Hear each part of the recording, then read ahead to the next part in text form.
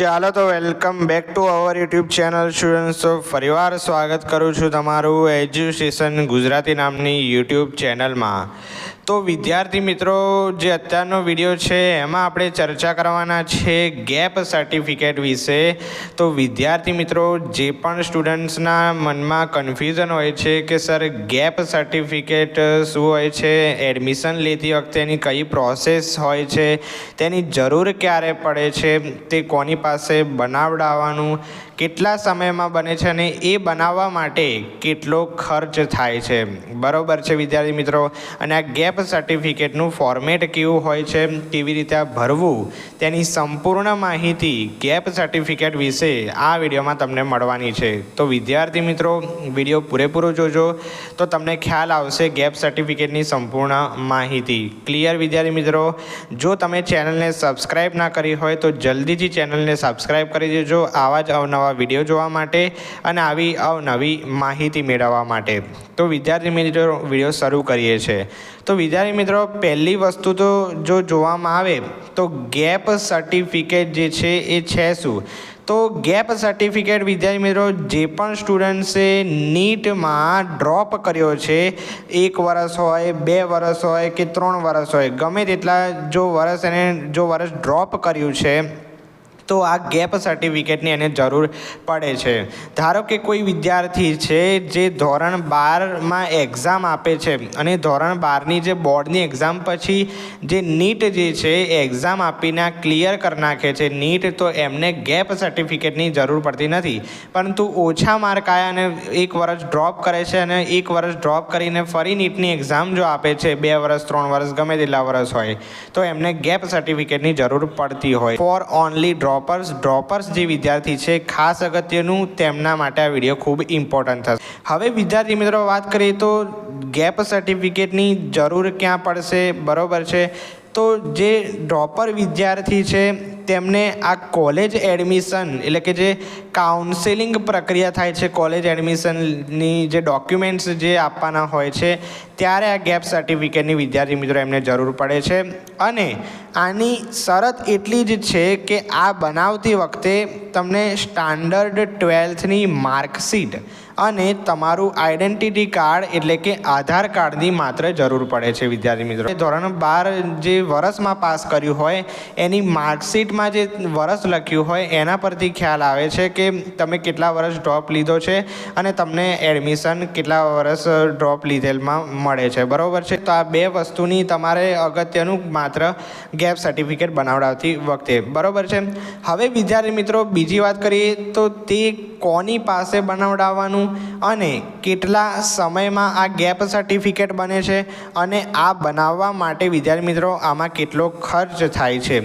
જો એની વાત કરીએ, ત્રીજો ટોપિક, તો વિદ્યાર્થી મિત્રો, જે તમે શહેરમાં, કોઈ પણ શહેરમાં રહેતા હોય, અમદાવાદ હોય, રાજકોટ હોય, સુરત હોય, ઇવન ગુજરાત જ નહીં, બરાબર છે, તો જે તમારા નજીકના કોઈ પણ જે કોર્ટ કચેરી હોય, તમારી જે નજીકની જે શોધવી, બરાબર છે, ને જે તમારા જે કોન્ટેક્ટમાં કોઈ પણ એડવોકેટ હોય, બરાબર છે, એના થ્રુ આ ગેપ સર્ટિફિકેટ બને છે. આ યાદ રાખજો. બરાબર છે. એટલે કે જે તમારા નજીકના કોઈ પણ વકીલ કે કોર્ટ હોય ત્યાં જઈને 50 રૂપિયા કે અથવા તો 100 રૂપિયામાં સ્ટેમ્પ પર સોગંદનામું કરાવી લેવાનું હોય છે અને તમે જેટલા વર્ષનો ગેપ કર્યો છે તે મુજબ, બરાબર છે, આ બને છે. એ તમે ત્યાં જશો એટલે પ્રોસેસ સમજાવી દેશે, એ મુજબ થઈ જશે. હવે વાત કરીએ વિદ્યાર્થી મિત્રો, ગેપ સર્ટિફિકેટ જે બનાવવાનું હોય છે એમાં સમય કેટલો લાગે છે?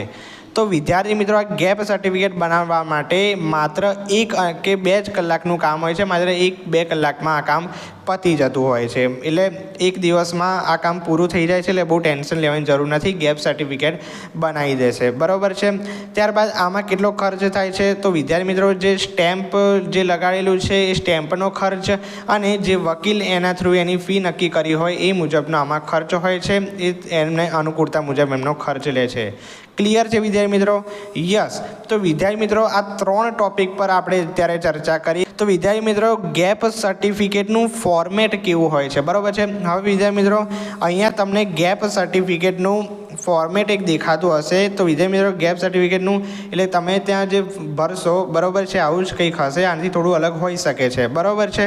તો વિદ્યાર્થી મિત્રો આવું કોઈક ફોર્મેટ હોય છે. વિદ્યાર્થી મિત્રો તમે અહીંયા જોઈ શકો છો, અહીંયા એફિડેવિટ લખ્યું છે જે ગેપ સર્ટિફિકેટનું હોય છે બરાબર છે, ગેપ સર્ટિફિકેટ માટેનું એફિડેવિટ. તો હવે અહીંયા લખ્યું છે કે આથી અમો નીચે સહી કરનાર બરાબર છે, જે સહી કરનાર હોય બરાબર છે, જે વિદ્યાર્થી હોય અથવા તો જેને ડ્રોપ લીધો હોય બરાબર છે તેનું અહીંયા નામ લખવાનું રહેશે. ધારો કે XYZ કોઈ પણ પ્રકારનું જેનું નામ હોય બરાબર છે. હવે એની ઉંમર બરાબર છે, કેટલા વર્ષની ઉંમર છે એની અત્યારની બરાબર છે, જે ભરે છે ત્યારે કેટલા વર્ષની ઉંમર છે બરાબર છે. ધારો કે કોઈની 18 વર્ષ ઉંમર હોય તો 18 વર્ષ જે અહીંયા લખી દેવાનું છે, અહીંયા નામ લખી દેવાનું છે બરાબર છે. ધંધો બરાબર છે એટલે કે કોઈ ધંધો કરતો હોય બરાબર છે, તો કોઈ નોકરી કરતો હોય તો ના કરતો હોય તો ડેશ માર દેવાનું, કોઈ ચિંતા કરવાની જરૂર નથી બરાબર છે. ત્યારબાદ રહેવાસી બરાબર છે, અહીંયા રહેવાસીમાં તમે જે એડ્રેસ હોય તમારું બરાબર છે એ તમારે અહીંયા લખી નાખવાનું છે બરાબર છે, એટલે કે અહીંયા સરનામું આવશે. ક્લિયર વિદ્યાર્થી મિત્રો? તો આટલી વાત અહીંયા જે એફિડેવિટ છે એમાં તમારે કરવાની છે બરાબર. અહીંયા આપણે કહી દીધું, નામ લખી દેવાનું, ઉંમર તમારી લખી દેવાની, ધંધો ના કરતા તો ડેશ માર દેવાનું, અને રહેવાસી એટલે કે તમારું જે સરનામું છે અહીંયા લખી દેવાનું. હવે નીચે જણાવ્યા મુજબ બરાબર છે, અહીંયા આટલું તમને લખ્યું હશે કે આથી હું મારા ધર્મ પ્રમાણે સત્ય પ્રતિજ્ઞા કરી હું સોગંદ ઉપર જાહેર કરું છું મેં ધોરણ ખાલી જગ્યા બરાબર છે, એટલે કે જે તમે ધોરણ હોય બરાબર છે 12 લખી દેવાનું, કારણ કે 12 પછીનું જ હોય છે. ત્યારબાદ સ્કૂલની વાત કરીએ તો સ્કૂલ તમારી XYZ કોઈ પણ હોય બરાબર છે. ત્યારબાદ સુરત લખ્યું છે બરાબર છે, પરંતુ તમે કોઈ પણ શહેરમાં રહેતા હોય એનું આવશે. ખાલી જગ્યા વર્ષમાં આપી પૂરું કરેલ છે બરાબર છે, જે વર્ષમાં આપી બરાબર છે અહીંયા લખી દેવાનું. ત્યારબાદ મેં ખાલી જગ્યા કોલેજમાં એડમિશન લીધેલ હતું, પરંતુ ખાલી જગ્યા વર્ષના અંતમાં મેં અભ્યાસ છોડ્યો હતો બરાબર છે, એટલે કે તમે કોલેજમાં એડમિશન લીધું ના લીધું હોય બરાબર છે એ બધું અહીંયા લખવાનું. અને પરંતુ ખાલી જગ્યા વર્ષના અંતમાં મેં અભ્યાસ છોડ્યો હતો, કયા વર્ષમાં તમે અભ્યાસ છોડ્યો હતો, જો કર્યું હોય તો વાંધો નહીં, ના કર્યું હોય તો બરાબર છે લખી દેવાનું. અને અભ્યાસમાં 3 વર્ષનો ડ્રોપ પડેલ તે દરમિયાન આજ દિન સુધી મેં અન્ય કોઈ પણ કોલેજ કે શાળામાં વધુ અભ્યાસ કરેલ નથી કે અન્ય કોઈ પણ ફેકલ્ટીમાં કે ખાલી જગ્યા રાજ્યની બહાર કોઈ પણ જગ્યાએ આગળ અભ્યાસ કરેલ માટે એડમિશન મેળવ્યું નથી તેનું ખાતરી આપું છે બરાબર છે. એટલે આ લખેલું હશે. તમારે માત્ર તમારા અનુકૂળતા મુજબ જે વિગતો હોય, જે કન્ફ્યુઝન જો હોય તો જે વકીલ સાહેબ હોય એમને પૂછી જોવાનું, એ બધી જ માહિતી આપી દેશે બરાબર. ત્યારબાદ હાલની એફિડેવિટ મેં BComમાં એડમિશન મેળવવા માટે અને પરીક્ષા આપવાની હોવાથી બનેલ છે બરાબર છે.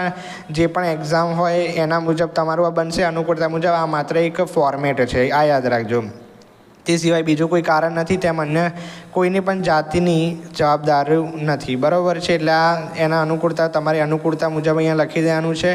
અને અહીંયા લખ્યું હશે કે ઉપરની એફિડેવિટમાં દર્શાવેલ તમામ હકીકતો મારી જાણ તથા માન્યતા મુજબ સાચી અને ખરી છે. ખોટો એફિડેવિટ કરવી એ ફોજદારી ગુનો બને છે, તે અમે સારી રીતે જાણીએ છીએ. એટલે કે તમે જે ડ્રોપ લીધેલો છે એનું તમે એફિડેવિટ કરો છો, એની અહીંયા માહિતી તમારે ભરી દેવાની છે અને એની જે સોગંદનામું છે આપી દેવાનું છે બરાબર.